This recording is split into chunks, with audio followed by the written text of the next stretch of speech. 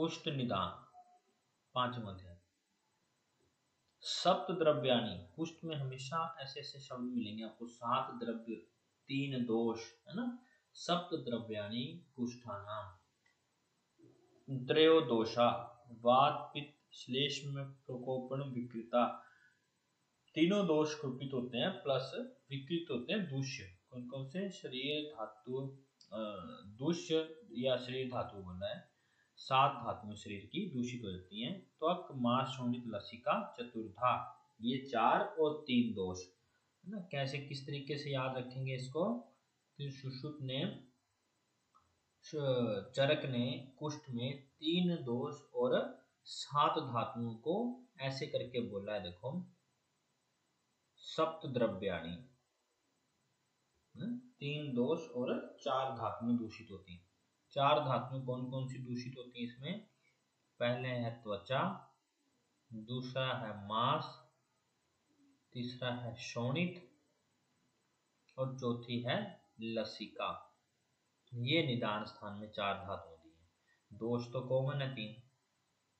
चिकित्सा स्थान में त्वक, रक्त, मांस, लसिका, इस तरीके से सीक्वेंस दी है। चिकित्सा स्थान में त्वक, रक्त, मांस और लसिका। लसिका को जो अंबु भी बोलते हैं, कहीं कहीं पर अंबु भी शब्द आता है।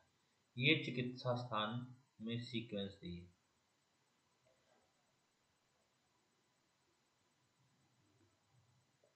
सुश्रुत क्या सीक्वेंस बताते हैं? इसका निमोनिक लिखना है। टी रमा, त्वक, रक्त, मांस और अंबु। ए से अंबु ले लेना, अंबु को लसिका भी कहते हैं। सुश्रुत सीक्वेंस बताते हैं। सुश्रुत की सीक्वेंस इंपॉर्टेंट है। तेलीराम, तेलीराम, त्वक, लसिका,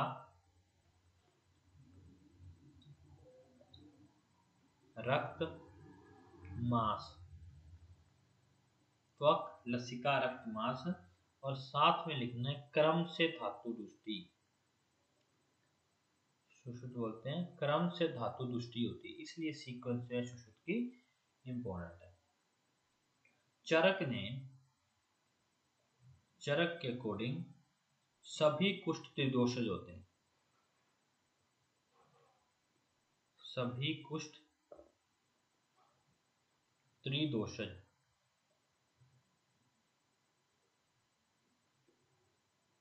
त्रिदोषज होते हैं।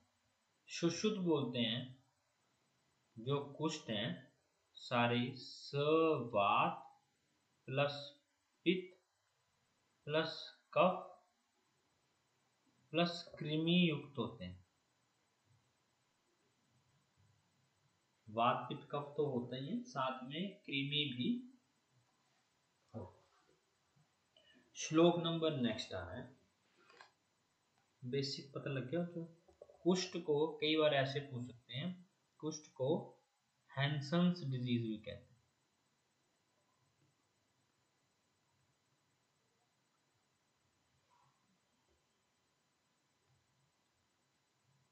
नेक्स्ट श्लोक पे आओ।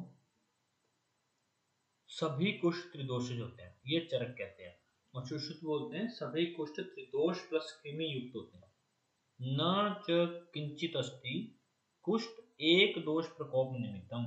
कभी भी कुष्ठ एक दोष के प्रकोप से उत्पन्न नहीं होता। कोई भी कुष्ठ एक दोष से उत्पन्न नहीं होता। श्लोक नंबर 4। स सप्तविदो अष्टदश विधो अपरिसंख्य विधो भवति।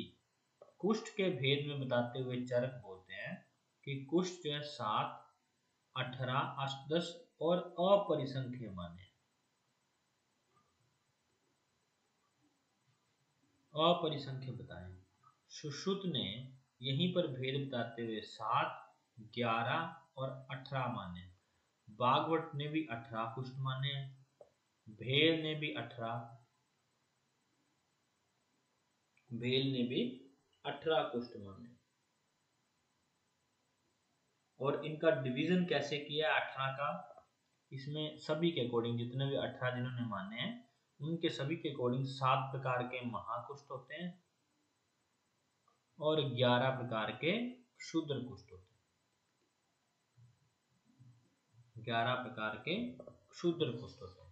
नेक्स्ट एक चार्ट पे देखो, कपाल, उदुम्बर, मंडल, ऋषिजीवक, पुंडरीक, सिद्धम, कांकणक, ये बड़े इंपॉर्टेंट है। उनके दोष भी इंपॉर्टेंट है। जैसे याद रखने के लिए कुछ नहीं है, सीधा अगर आप इसको कपाल, उदुम्बर, मंडल, ऋषिजीवक, पुंडरीक, सिद्धम, कांकणक इस तरीके से भी रिवाइज करते रहेंगे 2-4 बार तो ये सीक्वेंस याद हो जाती है। वात पित्त कफ, वात पित्त पित्त कफ, वात कफ और कांकणक जो है वो त्रिदोषज होता है। ज्यादातर सिद्धम से क्वेश्चन पूछे जाते हैं। कफ वात लक्षण बताएं। और सिद्धम की जगह सुश्रुत ने दद्रु का वर्णन किया है। बागभट्ट ने भी दद्रु का वर्णन किया है। मंडल को अरुण माना है, मंडल को अरुण वर्ण माना है या अरुण नाम से।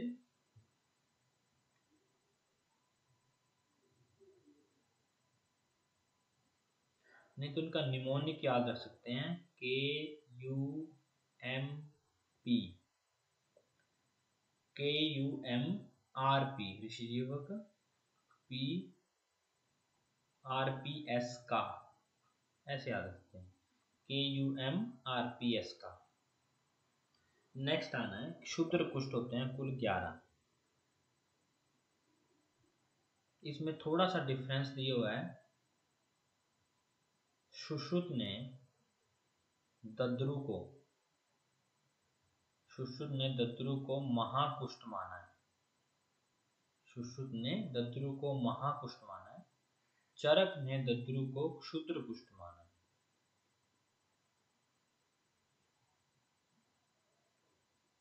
सुश्रुत ने सिद्धम को क्षुद्र कुष्ठ माना है। और चरक ने सिद्धम को महाकुष्ठ माना है। सुश्रुत ने सिद्धम को क्षुद्र कुष्ठ, चरक ने सिद्धम को महाकुष्ठ माना है। सुश्रुत ने दद्रु को महाकुष्ठ और चरक ने दद्रु को क्षुद्र कुष्ठ माना है। एक चरम कीट विपदा में आकर आलसी दादू चरमी मामा से विस्फोटक दारू लाकर चर्चा में आया। इस तरीके से मैंने निमोनिक आपको बताया था, दोबारा लिखना है। एक चरम कीट विपदा में आकर आलसी दादू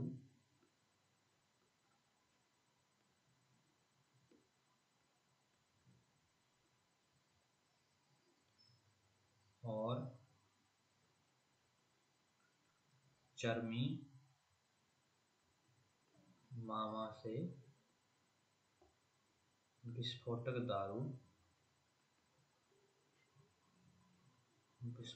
दारू लाकर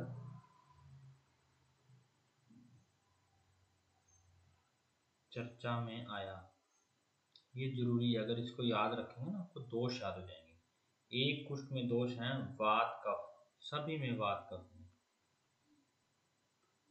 अलसक तक वात कफ आपने ऐसे याद रखना है। पहले 5 वात कफ, फिर नीचे दद्रु से पित्त कफ शुरू हो जाना, सभी पित्त कफ हैं बाकी।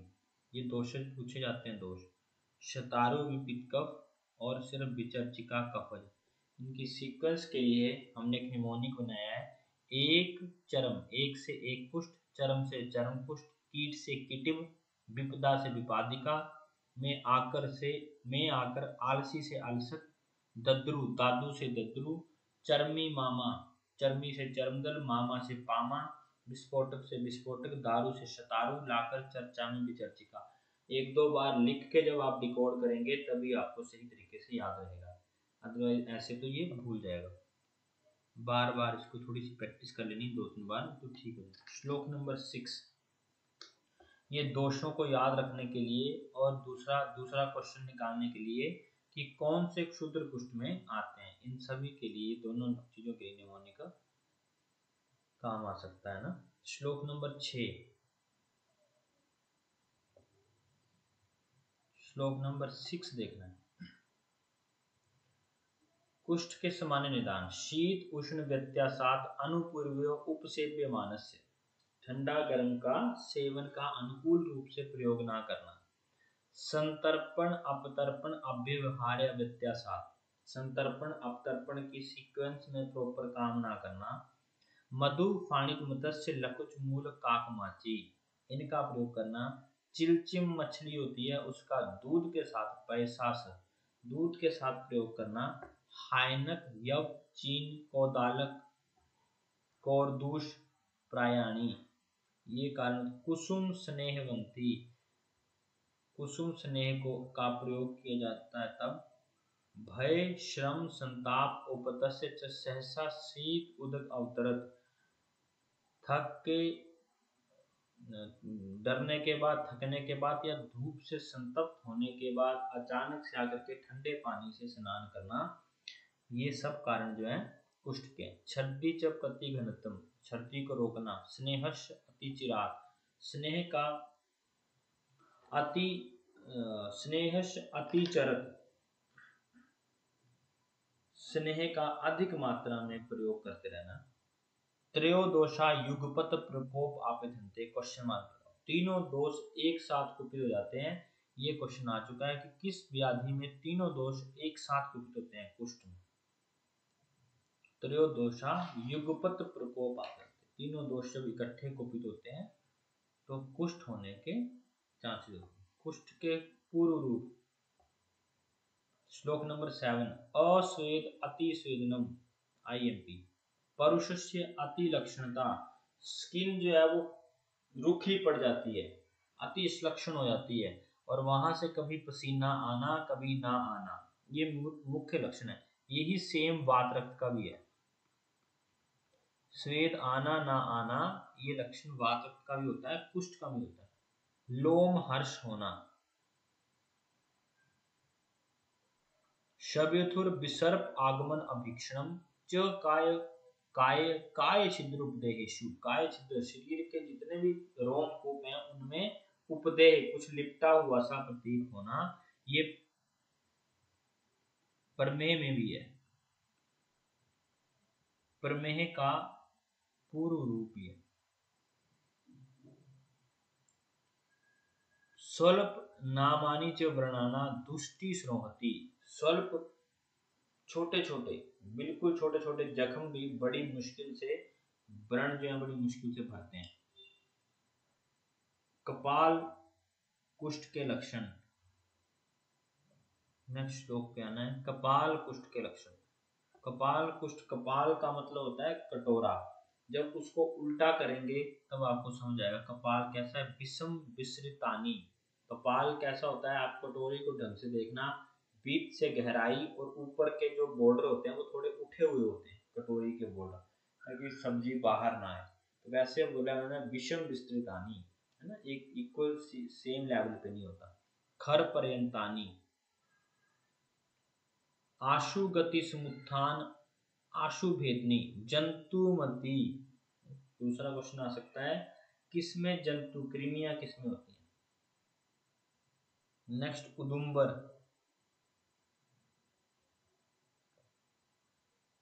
उदुम्बर कुष्ठ। ताम्र नख रोम राजी अभिर्बद्धतानी बहलानी, पित्त जैसे लक्षण दिखाई देंगे, ताम्र से समझ जाओ पित्त जैसे लक्षण है। पक्व उदुम्बर फल वर्ण। नेक्स्ट आना मंडल, मंडल में बोलते हैं स्निग्धानी, और साथ में लक्षण देते हैं बहुक्लेद कंडु कृमि, सख्त गति समुत्थानी। बाकी जो है वो आशु गति समुत्थान भेदनी होगा, ऐसे ऊपर लिखा ना, पित्तज में देखो आशु गति जल्दी बढ़ते हैं, और ये सख्त गति समुत्थान भेदनी मतलब धीरे धीरे से बढ़ते हैं, धीरे धीरे से फैलते हैं। ऋषजीवक कुष्ठ का लक्षण। अब ये ऋषजीवक आपने दोष देखे होंगे, वात पित्तज है, ऋषजीवक में वात पित्त, तो वैसे ही लक्षण दिखाई देंगे।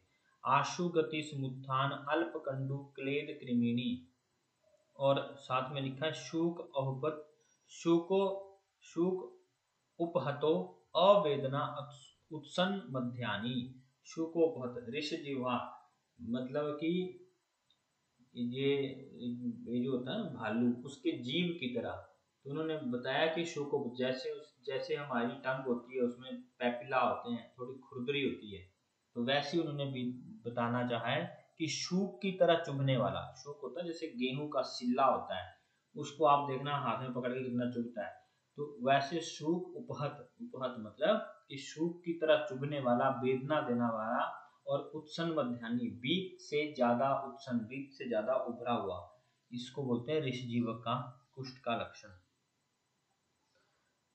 तनु प्रेंतानी, और किनारों से जो पतला हो, कर्कश पीड़काश्चितानी, और साथ में कर्कश पीड़काएं बनी हो, जीभ पे हाथ लगा के देखना, प्लेन नहीं होती टंग, ऐसे उसमें पेपिलाज होते हैं, बीच से कुछ और ऐसे स्ट्रक्चर होता है, तो उसमें थोड़ा सा खुरदरा लगता है, कर्कश पीड़काएं की तरह महसूस होता है। नेक्स्ट है श्लोक नंबर 5।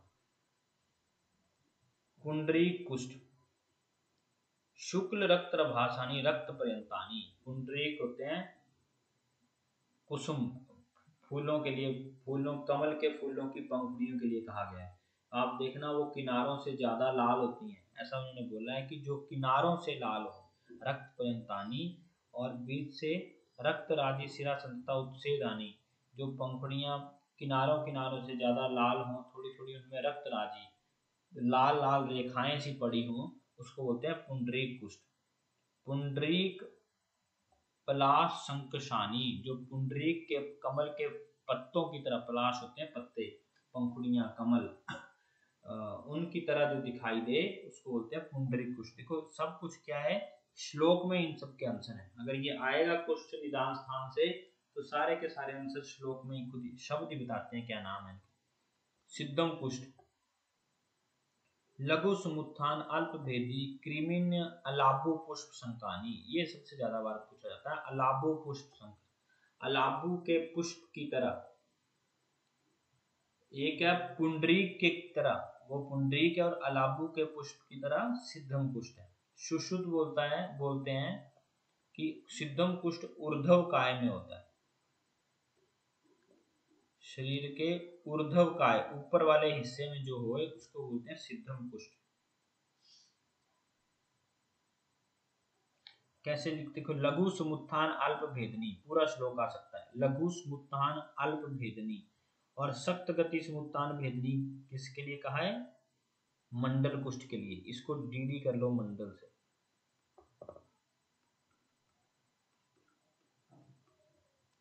नेक्स्ट आओ श्लोक नंबर 8।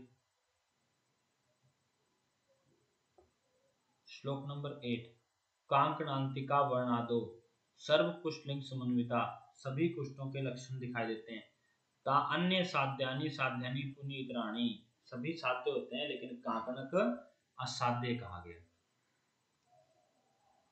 सुश्रुत ने सिद्धम की जगह दद्रु माना है महाकुष्ठों में, और दद्रु का लक्षण दिया है अक्षी पुष्प बढ़ना, जैसे सिद्धम में था ना लाभु पुष्प संकाश, वैसे सुश्रुत ने तो सिद्धम नहीं माना है, दद्रु माना है, और दद्रु का लक्षण दिया है अक्षी पुष्प वर्णानी, अक्षी पुष्प वर्णानी, ताम्राणी, विसर्पिणी, पीड़िकावंती दद्रुकुष्ठानी,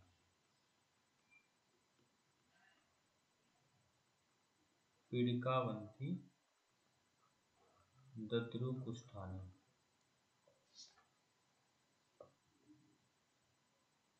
नेक्स्ट आता है, उसमें एक क्वेश्चन आया था, एक कुष्ठ को ही सोरियासिस कहा जाता है, हल्का हल्का बाकी पढ़ सकते हैं, नमंडल को क्या कहते हैं, पुंडरी को क्या कहते हैं, सिद्धम को क्या कहते हैं, है ना, जीरोडर्मा, चर्म कुष्ठ को कहते हैं, ऐसे थोड़े से देख लेना, वैसे ज्यादा सोरियासिस से पूछा गया था क्वेश्चन। नेक्स्ट श्लोक पे आओ, ये एक लाइन याद कर लो, सभी कुष्ठ असाध्य हैं, वे भी असाध्यता नहीं छोड़ते, जो उसमें कुछ नहीं है, कांकड़ों को छोड़ के, ये लाइन, कांकड़ों को छोड़ के 6 कुष्ठ साध्य होते, इसको छोड़ दो, ये लाइन, कांकड़ों को छोड़ के 6 कुष्ठ साध्य होते हैं। यहाँ पर कुष्ठों के दोष लिख लो, चिकित्सा स्थान में बताया है ऐसा, चिकित्सा स्थान में बताया है, वात पित्त प्लस कफ कोमा वात प्लस कफ, ये साध्य होते हैं। वात पित्त कोमा या पित्त कफ, ये कृच्छ साध्य होते हैं। और जो त्रिदोषज होते हैं वो असाध्य होते हैं। जो वात प्लस पित्त प्लस कफज होते हैं वो असाध्य होते हैं। श्लोक नंबर 11।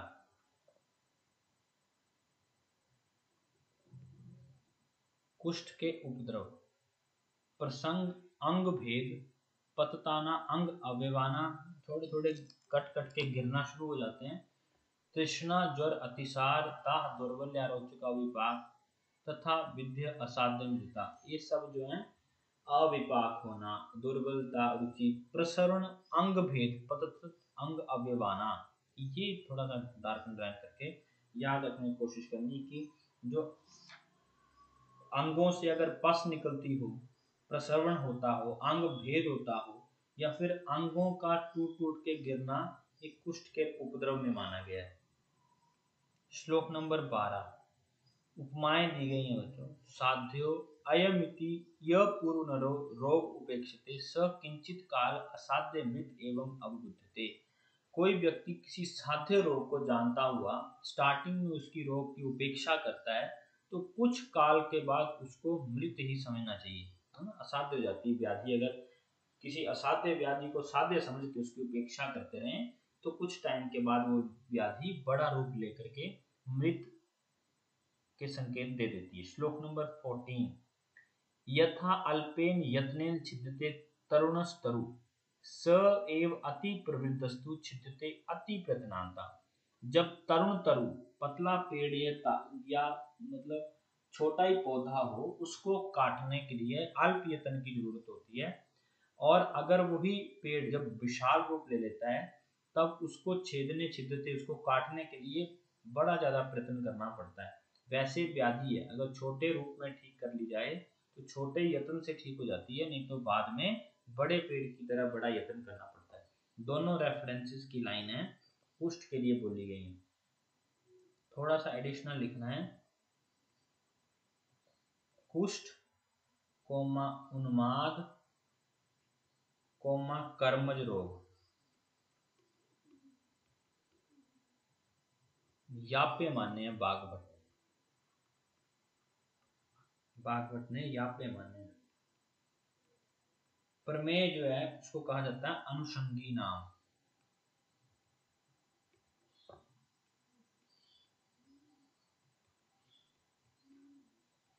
अनुषंगी नाम अग्रय द्रव्य में पढ़ा होगा।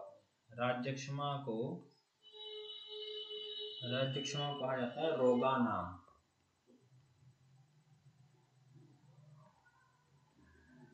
रोगा नाम। कुष्ठ को रोग समूहा नाम करके लिखा। क्या चीज? राज्यक्षमा को रोग समूह नाम, रोग समूह नाम ही कहा है। राज्यक्षमा को रोगा नाम नहीं, रोग समूह नाम। रोग समूह नाम। रोगा नाम कहा जाता है ज्वर को। ज्वर को कहा जाता है रोगा नाम। रोग समूह नाम राज्यक्षमा को ही कहा जाता है, ज्वर को रोगा नाम, और कुष्ठ को दीर्घ रोगा नाम।